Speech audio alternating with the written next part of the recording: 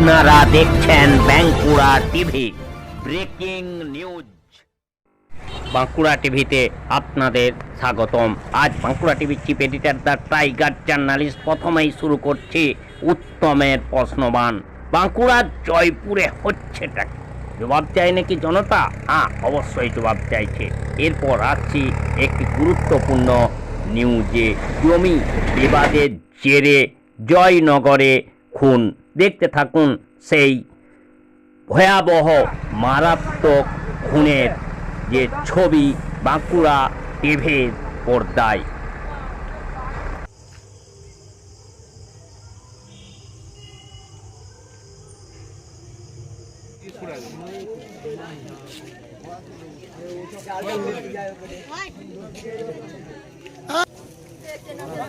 তো কথা বললি হয়, আমি জানি না কোন চালু করতে হবে।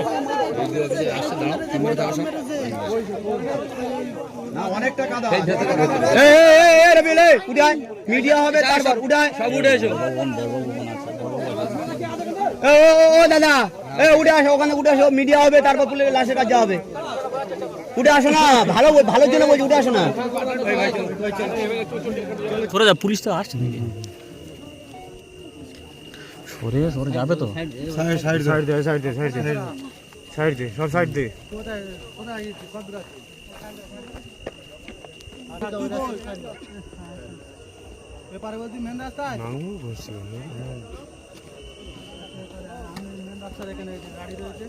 সরে যা, পুলিশ তো আসছে নাকি? সরে সরে যাবে তো। সাইড সাইড সাইড দে সাইড দে সাইড দে সাইড দে সব সাইড দে।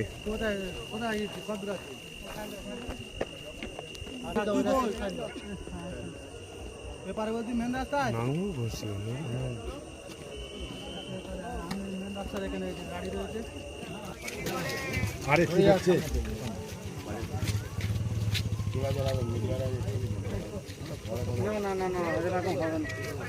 আমি পার করে দিয়েছি না।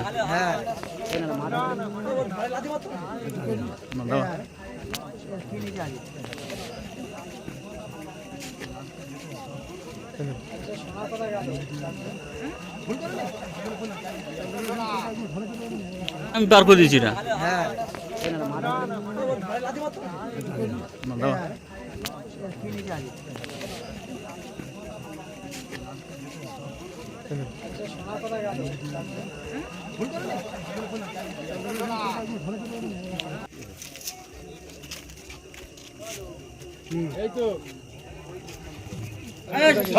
চুপ করো। না আজকের দিনে লাইট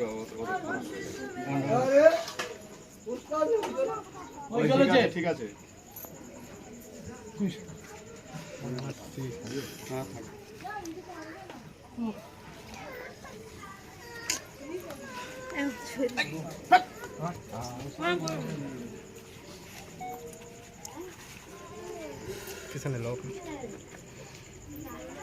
হবে তারপরে।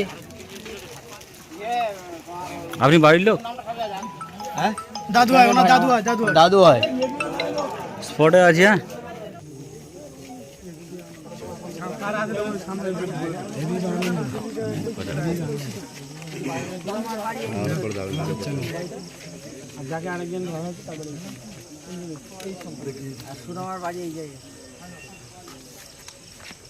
চলো চলো চলো না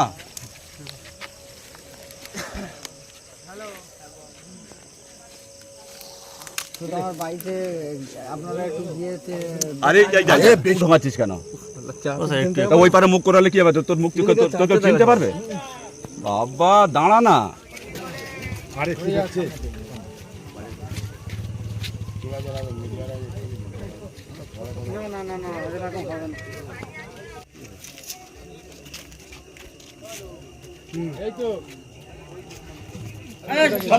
চুপ করো।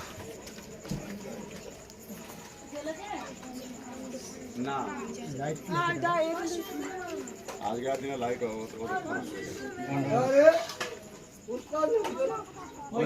ঠিক আছে।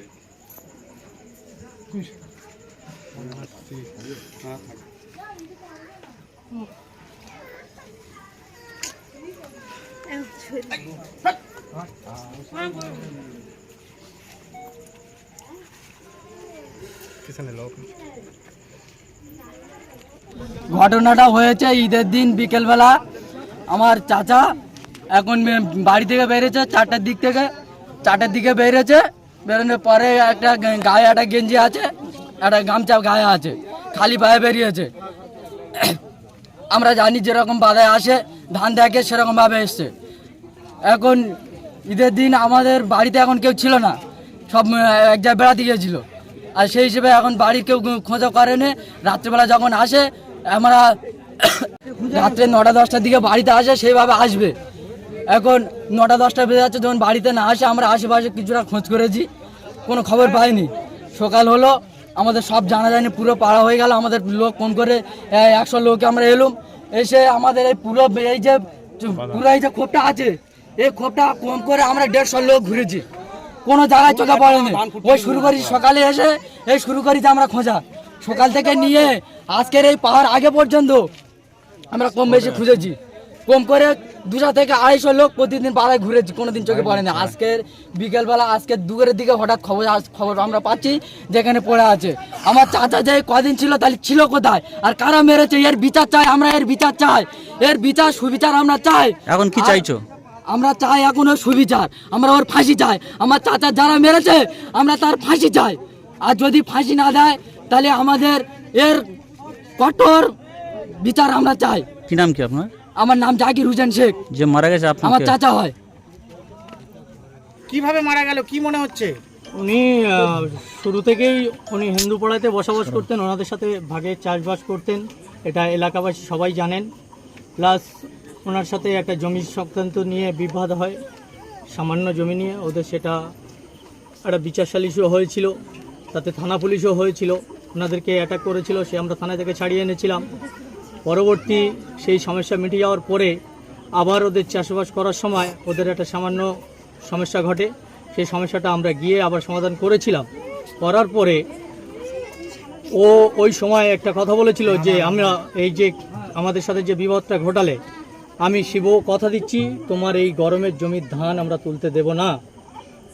তো ভাই অসহায় মানুষ, প্লাস উনি এত ভালো মানুষ ছিলেন, গ্রামের সব মানুষ, প্রত্যেকটা মানুষ জানেন, উনি মার খেয়ে চলে আসতেন, কারোর সাথে কথা বলতেন না। প্লাস কবে থেকে নিখোঁজ ছিল? ঈদের দিন আমাদের বৃহস্পতিবার ঈদ হয়, বিকাল 4টের সময় উনি বাড়িতে ওই পুকুরের কোলে মাটি কাটছিল। ওরা এসে ডেকে নিয়ে যে আমরা বাড়িতে কেউ ছিলাম না, বেরিয়ে গেছিলাম, এসে দেখছি বলছে ডেকে নিয়ে গেছে। বাচ্চাদের জিজ্ঞাসা করলাম, বলে ডেকে নিয়ে গেছে। চালে জমির ওপরে যায়, আমরা সবাই জানি জমির ওপরে যায়। সেই হিসাবে উনি জমির ওপরে যাওয়ার পরে ওনাকে ঠিক সন্ধ্যে ঘেঁষাঘেঁষি ডেকে নিয়ে বাড়িতে নিয়ে ওনাকে ওরা ডেকে নেয়। ডেকে নিয়ে যখন এইভাবে পরিকল্পনা করার পরে আমরা যখন খুঁজে পাচ্ছি না, রাত 12টা বেজে যাচ্ছে, লোক ঘরে আসছে না, আমরা বাড়িতে আবার খুঁজতে গেলাম। খুঁজতে গিয়ে ওখানে দেখছি কোথাও পেলাম না। ওদেরকে জিজ্ঞাসাবাদ করলাম, ওরা বললো আমরা কিছু জানি না, হারানের দিকে আসেনি। কিন্তু আমাদের ছেলেপুলে যারা দেখেছিল বললো হারানে এসছে, প্লাস ওই জমিতে লেবে ওই জায়গায় উঠেছে। তারপরেও আমরা গিয়ে চাপ দিলাম, কোনো মতে স্বীকার করলো না। তারপরে শুক্রবার আমরা মন মানছে না, আমরা কি করলাম, চলে গেলাম, গিয়ে পুরো যত জমিন যত আছে সব আমরা 200-500 লোক গ্রামের নেমে আমরা প্রত্যেককে সার্চ করে দেখলাম, প্রত্যেকটা জায়গায় পুকুর খাল থেকে শুরু করে খুঁজে আমরা পেলাম না। আমরা থানায় বাধ্যতামূলক গিয়ে আমরা জিডি করলাম। জিডি করার পরে বললো আপনারা খুঁজুন, আমরা প্রশাসন মারফতে যে সহযোগিতা করলে হয় আপনাদের সেই সহযোগিতা করব, আপনারা প্রথমে ইনকোয়ারি করতে দেখুন চেষ্টা করে। তো আমরা চেষ্টা করার পরে কোনো মতে পেলাম না। সারাদিনটা চলে গেল, আমরা আবার ওইভাবে চলে আসি, এসে বাড়িতে কান্নাকাটি গিয়ে ভাইকে কালকের আমরা একটা উড়ো খবর পেয়েছি যে মারা গেছে, উনি মেরে দিয়েছে, ওকে লাশ বার করে নিয়ে চলে যাচ্ছে। তখন বাজে রাত 12টা। আমরা চারধারে রাস্তাঘাটে গার্ড দিয়ে দিই, দেওয়ার পরে আমরা সারা রাত জেগে 3:30টার সময় আমরা বাড়িতে আসি। আজকের বিকাল 3টের সময় আমরা এখানে বাড়িতে আলোচনা করছি কি হবে, কি করা যাবে। আমরা সেইভাবে চিন্তাভাবনা রেখেছি। আবার পুলিশের কাছে গেলাম, এমএলএ বাবুর কাছে গিয়েছিলাম। এমএলএ বাবু আমাদেরকে বললো তুমি এক কাজ করো, প্রশাসন কাছে চলে যান। প্রশাসনের কাছে গেলাম, প্রশাসন বললো ঠিক আছে আপনারা চলে যান, আমরা 4টে আমরা যাচ্ছি। 4টে থেকে বলে এবার আমরা ওই আলোচনা করছি বাড়ি থেকে। ওখান থেকে ফোন আসছে তোমার দাদা মরে পড়ে আছে ধান জমির উপরে। আমরা গিয়ে দেখছি তার নির্মম যে হত্যা, সে হত্যার কথা বলেও বোঝাতে পারবো না। তবে এই হত্যার পিছনে যারা আছে ষড়যন্ত্র, আমরা এর বিচার চাই। তাদের আমরা ফাঁসি চাই। তাহলে কি আপনার দাদা ভাগ চাষি হিসেবে চাষ ভাগ করতো চাষি বলে? হিসেবে চাষ করতেন, সেই কারণে কি খুন? সেই কারণেই খুন। ওই জমিটার মধ্যে একটা বৃত্তান্ত ওদের ছিল, ওর উদ্দেশ্য ছিল জমিটা আমি পুরো নেব, আর আমার দাদা বলেছিল দুজনে মিলে ভাগ করে নেব। কেন তুই জেদ করছিস? ওর একটু পয়সা ছিল বেশি, এ গরিব মানুষ ওদের কাছে, সেই হিসাবে এ ততটা ভালো মানুষ, সরল সোজা মানুষ, এ বাড়িতে বলতো না কিছু, ওদের সাথে যথেষ্টভাবে চলাফেরা ছিল। আমরা বলতাম যে তুমি ছেড়ে চুড়ে দিয়ে চলে এসো, ওসব ঝামেলায় যেও না, বলে আমরা দুজনে মিলে নেবো, ও যা হয়ে গেছে মিটে গেছে। ও তো জানতো না ওরা যে এত পরম শত্রুতা করবে, আমরা তো আদবি কোনোদিন ভাবিনি। আজকে যে এই যে নির্মম হত্যা করেছে, এর পিছনে যারা যারা আছে তাদের নামও আমার দাদা মরে যাওয়ার আগে আমাদেরকে কিছু কিছু বলেছিল, আমরা সেটা জানি, প্লাস সেটাও দেখলাম আজকে তাদেরকে তুলে না তাদের মুখ থেকে নামও শুনেছি। যেমন ছিল সুবাই আপনার ইন্দ্র কি মিস্ত্রি, শিব প্রামাণিক, আর সুধময় মিস্ত্রি, আর ছিল আপনার শিবর ছেলে। ওনার ছেলে শিবর ছেলে, ওর নামটা কি আমার ঠিক জানা নেই। আপনি কি রূপচাঁদ চাইছেন প্রামাণিক। এখন? এখন আমরা চাচ্ছি ওর সঠিক বিচার চাই, ওর ফাঁসি চাই। কি নাম আপনার? আমার নাম মোহাম্মদ মইদুল শেখ, আপনার দাদার কি নাম? আমার দাদার নাম আব্দুল হক শেখ। আটু নামা, আটু নামা, তোর কাছে বেশি আটু নামা, ব্যাস, তুলবি না কিন্তু এদিকে হবে না, আর কিন্তু তুলবি না। ঠিক আছে।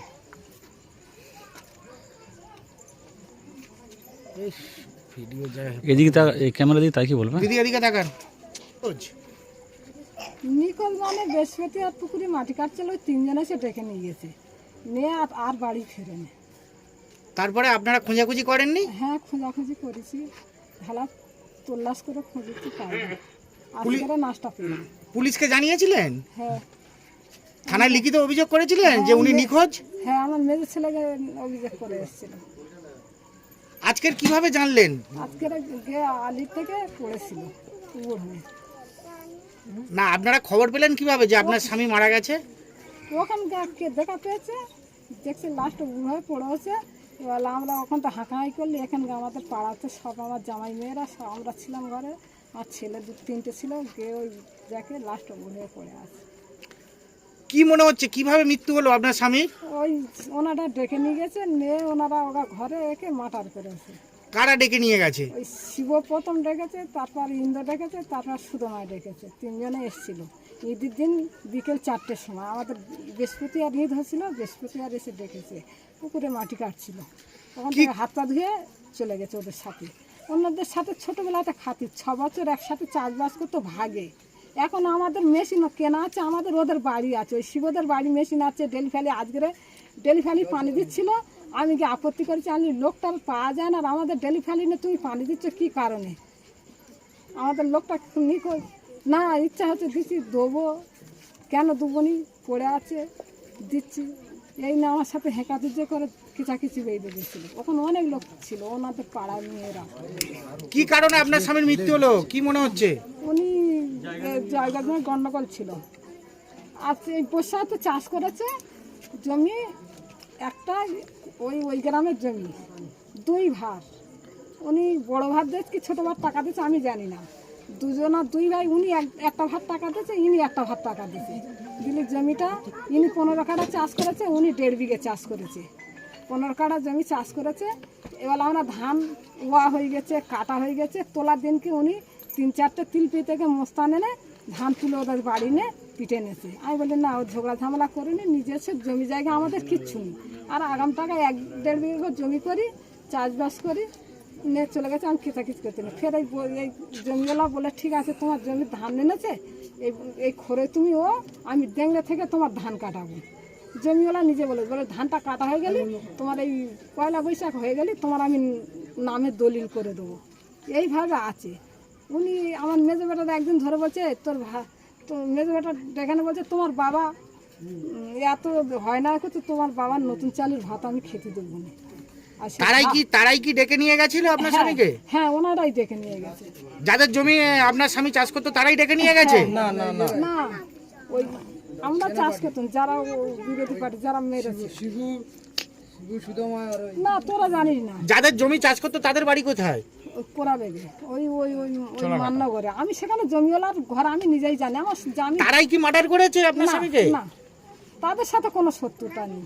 তাহলে এরা কেন মার্ডার করলো? এরা জমিটা উনি নেবে, উনি একা নেবে বলে ঘুরছে। উনি বলে তুই নে হাফ আমি নি হাফ, বলে না আমাদের কোলের ধারে জমি আমি নেবো সব। আপনার স্বামী কি ভাগে চাষ করতো? হ্যাঁ 5 বছর ভাগে চাষ করেছে। যাদের সাথে ভাগে চাষ করতো তারাই আপনার স্বামীকে মার্ডার করেছে? হ্যাঁ। কি নাম আপনার? আমার কোহিনুর শেখ। আপনার স্বামীর কি নাম? আব্দুল্লাহ শেখ। আটু নামা, আটু নামা, তোর কাছে বেশি, আটু নামা, ব্যাস তুলবি না কিন্তু আর এদিকে হবে না, আর কিন্তু তুলবি না। ঠিক আছে।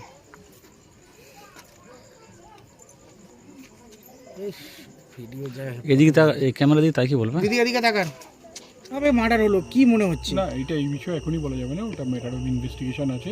আমাদের টিম আইসি সাহেবের রিপ্রেজেন্টেশনে অলরেডি বডিটাকে রিকভার করেছে, ওটাকে আমরা নিয়ে গেছি থানাতে। এরপরে ওটা মেডিকেল চেক আপ হবে এবং পোস্টমর্টমের জন্য পাঠাবে। পোস্টমর্টমের রিপোর্ট আসলে তারপরে এক্স্যাক্টলি বলা যাবে যে কিসের জন্য এটা হয়েছে বা কীভাবে হয়েছে। অ্যাপারেন্টলি আমরা যেটা জানতে পারছি লাস্ট 2 ডেজ ধরে উনি মিসিং আছে, ঈদের দিন ইভিনিং থেকে। তো সেটা নিয়ে আমরা দেখবো ফার্দার যেটা আছে ইনভেস্টিগেশন প্রসেসের মাধ্যমে সেটা দেখা যাবে। কোনো কমপ্লেন এখনো রিসিভ করিনি, তবে আমরা কমপ্লেন পাবো, কমপ্লেন পাওয়ার পর কেস স্টার্ট করে আমরা প্রসেস করবো। বডিটা আজকে কোথায় পাওয়া গেছে? এখানে এই গোদাবর বাঁশতলার এখানে যে চাষের জমি আছে ওনার, ওই জমির পাশেই পাওয়া গেছে। তো সেটা দেখার পরে ওখানে পুলিশ খবর পায়, পুলিশ এখানে আসে। একটু ছোট উত্তেজনা ছিল গ্রামে, কিন্তু সেটা কন্ট্রোল হয়ে গেছে। শরীরের কোথাও কি আঘাতের চিহ্ন আছে? সেটা এক্ষুনি বলা যাবে না, ওটা আমরা আরও ভালো করে ফাইন্ড আউট করবো, কারণ এখন অলরেডি অনেকটা অন্ধকার হয়ে গেছে। আর বডিটা যেহেতু জলের মধ্যে ছিল, একটা জলা জায়গাতে চাষের জমির মধ্যে, তো ওটা দেখে বিস্তারিত বলা যাবে। এই ঘটনায় গ্রেপ্তার আটক এখনো পর্যন্ত কাউকে করেছেন? দুজনকে আমরা সন্দেহজনকভাবে জিজ্ঞাসাবাদের জন্য ডিটেইন করছি। পরবর্তীকালে যেটা দেখা যায় প্রয়োজনে আমাদের অ্যারেস্ট করা হবে। পরিবারের লোকের যেটা দাবি যে ভাগ চাষি হিসেবে চাষ করতেন, সেই সংক্রান্ত বিষয় নিয়ে এই ঘটনা ঘটেছে, তারাই খুন করেছে। না, সেটা এখনই বলা যাবে না, ওটা তো ইনভেস্টিগেশনের ব্যাপার। পরিবার যেটা বলছে সেই দিকটা আমরা খতিয়ে দেখব। এই পাড়ারই, পাশের পাড়ারই দুজনের নাম উঠে আসছে এই ঘটনায়। সেটা আপনাকে যেমন বললাম, আমরা ইনভেস্টিগেশনের পার্ট আছে, ওটা ইমিডিয়েটলি বলা যাবে না। অবশ্যই আমরা সব দিক খতিয়ে দেখবো, যেটা পরিবার বলছে ওটাও দেখা হবে। যাদেরকে গ্রেপ্তার করেছেন বা আটক করেছেন তাদের বাড়ি কি এখানেই? তারা পাশেই থাকে এখানে, তারা সাসপেক্ট লিস্টে আছে আমাদের, যেহেতু পরিবারেও তাদের বিরুদ্ধে অভিযোগ করছে। কিন্তু সেটা এখনই তদন্ত কমপ্লিট না করা পর্যন্ত বলা যাবে না। আমরা পেয়েছি, আমরা জিজ্ঞাসাবাদ করবো, তারপরে ওটা ডিসিশন নেওয়া হবে।